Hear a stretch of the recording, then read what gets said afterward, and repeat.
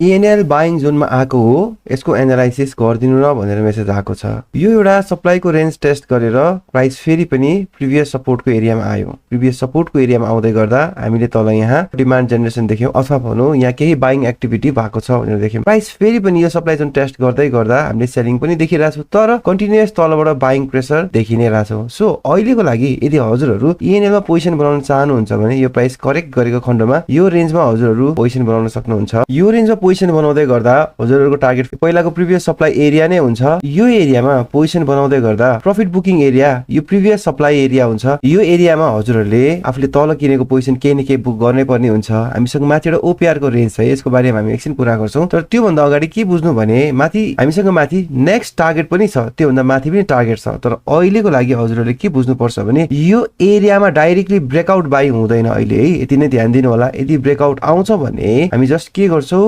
Correction कुर्छौं, correction आएपछि by गरेर अनि बल्ल माथिको एरियाको लागि वेट गर्छौं। यो OPR को रेन्जमा पनि कुनै पनि ब्रेकआउट बाइ ट्रेड हुँदैन, सिम्पल बुझ्नु होला है। जस्ट हामी ट्रेड गर्नको लागि पुल ब्याक कुर्छौं एन्ड देन फेरि ट्रेडमा जान सक्छौं। यो जुन OPR को रेन्ज रहेको छ यो एकदमै स्ट्रङ सेलिङ एरिया रहेको छ, सपोर्टेड बाइ ग्याप। यो एरियाबाट फेरि पनि एकदमै स्ट्रङ सेलिङ आउन सक्ने चान्स एकदमै धेरै हुन्छ। सेलिङ आएको खण्डमा प्राइस यो रेन्जबाट घटेर फेरि पनि 1020 देखि 1025 को रेन्जसम्म आउन सक्छ।